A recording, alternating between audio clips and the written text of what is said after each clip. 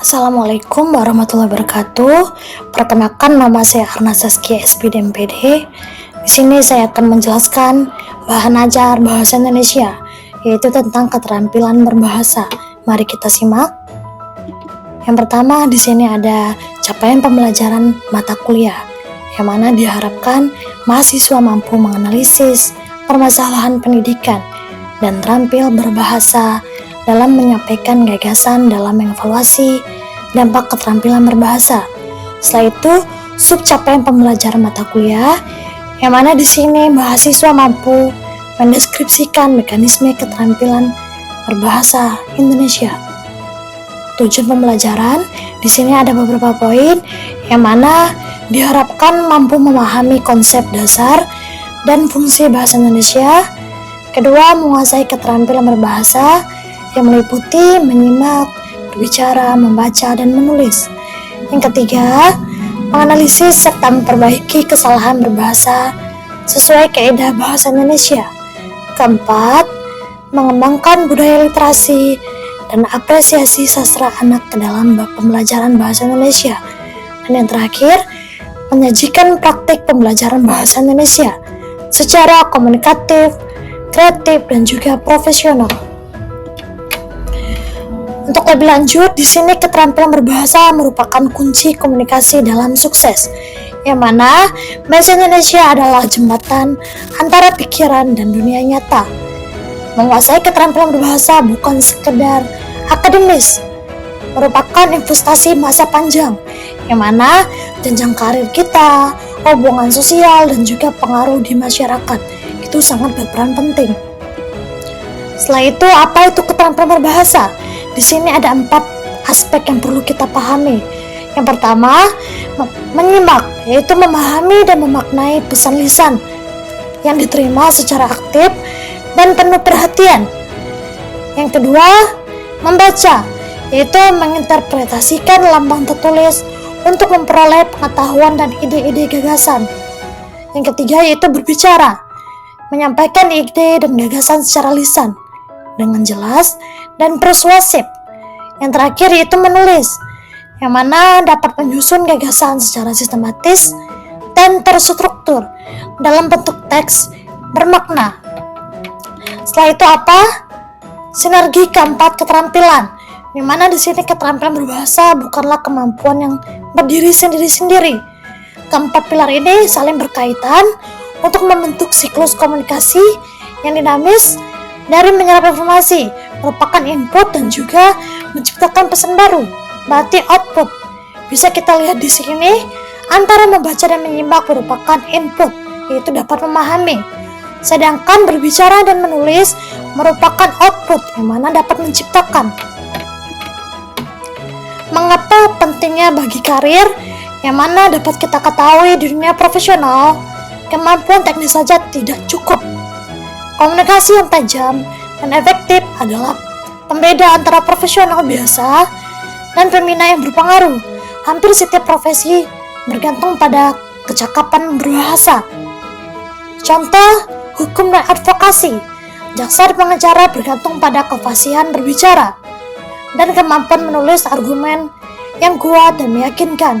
Setelah itu, jurnalisme dan media. Wartawan mengandalkan kemampuan membaca kritis, menulis ringkasan, dan menyampaikan fakta secara akurat kepada publik.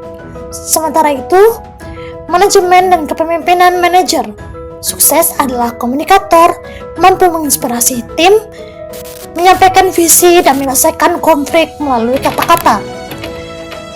Lalu apa saja tantangan dalam berbicara? Di sini ada banyak sekali tantangan, yang mana faktor penghambat, kurang percaya diri, rasa takut dinilai terlalu besar. Kedua, penguasaan materi yang tidak memadai, kosakata terbatas, dan diksi yang lemah, kurangnya pengalaman berbicara di depan umum. Setelah itu, teknik dan solusinya ada beberapa, contohnya seperti dialog sehari-hari, sehingga melatih public speaking kita, dan spontanitas. Setelah itu, diskusi kelompok untuk dapat membangun kepercayaan diri. Debat terstruktur untuk mengasah argumen, pidato dan presentasi untuk menguasai panggung. Seni menulis yang efektif ada 4, Upaya yang pertama menulis, yang mana dapat menggali dan menentukan tujuan dan menyusun kerangka pikiran secara menyeluruh. Yang kedua yaitu draft awal, agar dapat menuangkan ide ke dalam kalimat tanpa hambatan, fokus pada alur bukan kesempurnaan, tetapi sebuah proses. Yang ketiga yaitu revisi, menyempurnakan struktur logika dan diksi agar tulisan menjadi jelas dan kuat.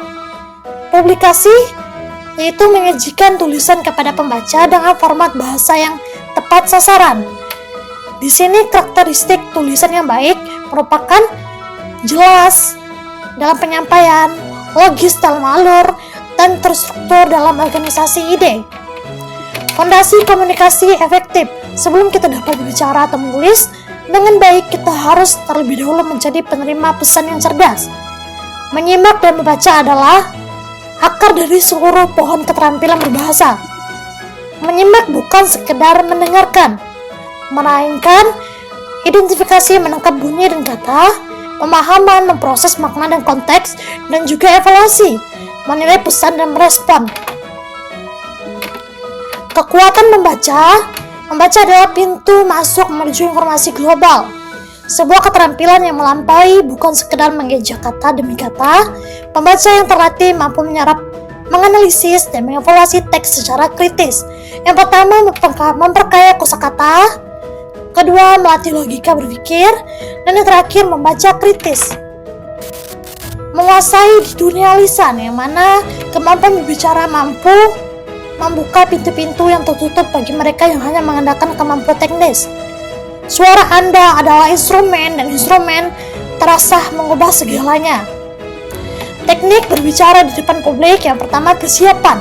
Perlunya persiapan yang matang, melakukan riset topik mendalam, penyusunan materi yang logis, dan antisipasi pertanyaan dari audiens. Kedua, penyampaian, yang mana menguasai intonasi suara, membangun kontak mata, dan juga menggunakan bahasa tubuh yang mendukung pesan. Yang terakhir, penilaian, mengukur sejauh mana pesan diterima audiens dan melakukan refleksi untuk perbaikan ke depan. Dialog dan juga pidato merupakan dua bentuk berbicara, memiliki karakter yang berbeda, namun sama-sama menuntut kemampuan berbahasa yang tinggi.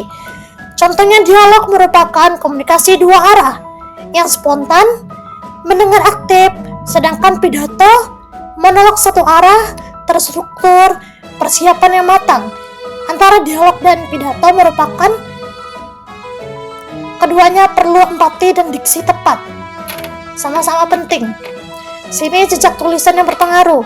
Tulisan meninggalkan warisan yang melampaui waktu dan jarak. Proses kreatif menulis. Tulisan berpengaruh tidak lahir secara tiba-tiba, melainkan diasah melalui proses yang kreatif dan disiplin, juga penuh kesadaran. Setiap penulis hebat memiliki metodologi yang membimbing mereka dari ide awal hingga kata akhir. Yang pertama, menemukan topik apa yang kira-kira relevan, bermakna, dan juga dapat sesuai dengan kebutuhan pembaca. Kedua, menata struktur, yang mana susun alur berpikir yang logis dari pembukaan yang menarik, isi yang padat, hingga penutup yang berkesan. Yang terakhir, kekuatan kata. Di sini pilih diksi yang tepat untuk pembaca yang benar di tempat yang benar, mampu mengubah paragraf biasa menjadi luar biasa. Ringkasan perjalanan. Di sini ada aspek reseptif, yang mana menyimak dan membaca merupakan menyerap data, membangun pemahaman, dan memperkaya wawasan. Sedangkan aspek produktif, berbicara dan menulis, menciptakan pesan yang bermakna, mempengaruhi orang lain, dan meninggalkan jejak yang berdampak. Tujuan terakhir, komunikasi yang efektif adalah kunci membuka peluang profesional, membangun relasi bermakna, dan meraih kesuksesan berkelanjutan. Di sini keterampilan berbicara merupakan sudah kita bahas sebelumnya. Ibu harap kalian bisa memahami. Di sini memberikan kuis interaktif, yang mana bacalah teks berikut. Lingkungan sekolah yang bersih membuat siswa merasa nyaman belajar. Oleh karena itu, Setiap siswa perlu menjaga kebersihan lingkungan sekolah. Pertanyaan: apa ide pokok paragraf di samping? Tuliskan 2 kata kunci dari paragraf tersebut. Ibu harap kalian tuliskan di rumah, minggu depan dikumpulkan, kita presentasikan ke depan dan kita cek bersama-sama jawaban kalian. Mulailah hari ini baca 1 artikel, simak 1 podcast, tulis 1 paragraf, dan bicaralah dengan 1 orang baru. Konsistensi kecil menciptakan perubahan besar. Terampil berbahasa merupakan membuka peluang baru dalam membangun relasi dan membangun masa depan yang cerah. Selamat belajar, Ibu harap kalian bisa menjadi sukses di kemudian hari dan menggapai cita-cita sesuai yang kalian inginkan. Terus semangat, jangan menyerah. Hidup akan lebih sukses jika kita terampil berbahasa dan gigih dalam belajar. Ibu akhiri, wassalamualaikum warahmatullahi wabarakatuh.